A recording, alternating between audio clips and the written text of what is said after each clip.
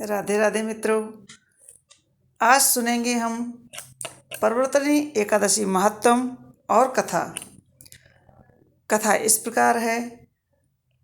एक दिन धर्मराज युधिष्ठिर बोले कि हे भगवान, भादों के शुक्ल पक्ष की एकादशी का नाम तथा विधि क्या है? उस एकादशी के व्रत को करने से कौन सा फल मिलता है तथा उसका उपदेश कौन सा है, सो सब कहिए। श्री कृष्ण भगवान बोले कि हे राजश्रेष्ठ, अब मैं अनेक पाप नष्ट करने वाली तथा अंत में स्वर्ग देने वाली भादों के शुक्ल पक्ष की वामन नाम की एकादशी की कथा कहता हूँ। इस एकादशी को जयंती एकादशी भी कहते हैं। इस एकादशी की कथा के सुनने मात्र से ही समस्त पाप नष्ट हो जाते हैं। इस एकादशी के व्रत का फल वाजपेयी यज्ञ के फल से भी अधिक है। इस एकादशी की कथा के से नीच से नीच पापियों का भी उद्धार हो जाता है। यदि कोई धर्मपरायण मनुष्य इस एकादशी के दिन मेरी पूजा करता है तो मैं उसे संसार की पूजा का फल देता हूँ। जो मनुष्य मेरी पूजा करता है उसे मेरे लोक की प्राप्ति होती है। इसमें किंचित मात्र भी संदेह नहीं है। जो मनुष्य इस एकादशी के दिन श्री वामन भगवान की पूजा करता है वह तीनों देवता अर्थात ब्रह्मा, विष्णु, महेश की पूजा करता है। जो मनुष्य इस एकादशी का व्रत करते हैं उन्हें इस संसार में कुछ भी करना शेष नहीं रहता। इस परिवर्तनी एकादशी के दिन श्री विष्णु भगवान करवट बदलते हैं, इसीलिए इसे परिवर्तनी एकादशी भी कहते हैं। इस पर श्री युधिष्ठिर बोले कि हे भगवान, आपके वचनों को सुनकर मुझे महान संदेह हो रहा है कि आप किस प्रकार सोते हैं तथा किस प्रकार करवट बदलते हैं।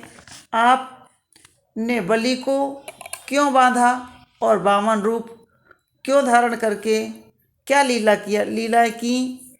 चातुर्मास का व्रत की विधि क्या है तथा आपके शयन करने पर मनुष्य का क्या कर्तव्य है, सो सब विस्तार पूर्वक कहिए। श्री कृष्ण भगवान बोले कि हे राजन, अब आप पापों को नष्ट करने वाली कथा का श्रवण करो। त्रेता युग में एक बलि नाम का दानव था। वह अत्यंत भक्त, दानी, सत्यवादी तथा ब्राह्मणों की सेवा करता था। वह अपनी भक्ति के प्रभाव से स्वर्ग में इंद्र के स्थान पर राज्य करने लगा। इंद्र तथा अन्य देवता इस बात को सहन न कर सके और भगवान के पास प्रार्थना करने लगे। अंत में भगवान ने वामन रूप धारण किया। मैंने अत्यंत तेजस्वी ब्राह्मण बालक के रूप में राजा बलि को जीता। इस पर युधिष्ठिर बोले कि हे जनार्दन, आपने वामन रूप धारण करके बलि को किस प्रकार जीता, सो सब विस्तार पूर्वक समझाइए।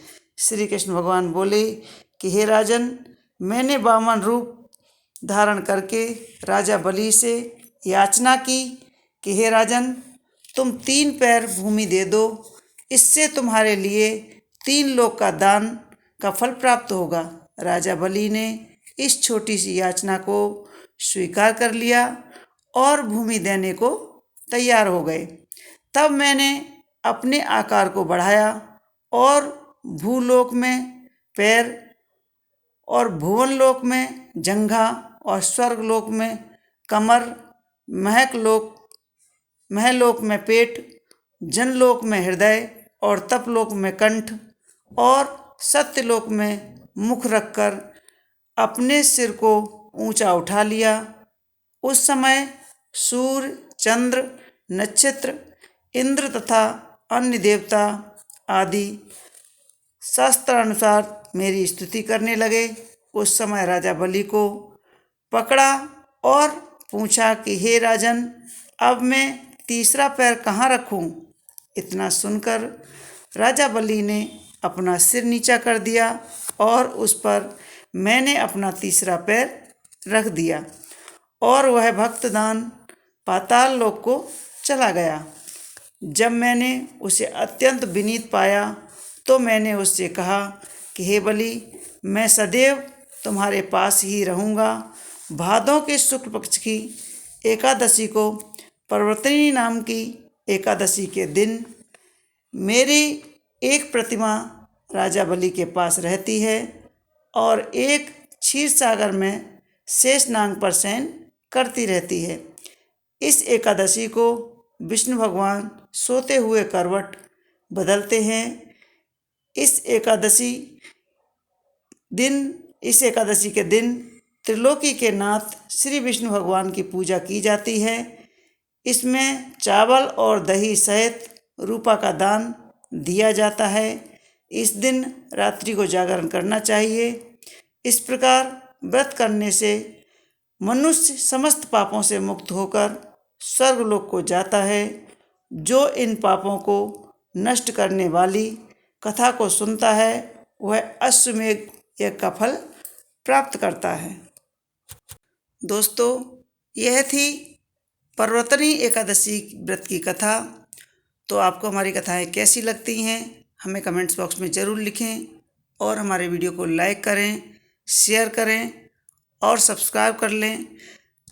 एकादशी की कथाएं जब भी आप सुनना प्रारंभ करें, हमेशा पूरी कथा सुनें, तभी इस कथा सुनने का फल प्राप्त होता है।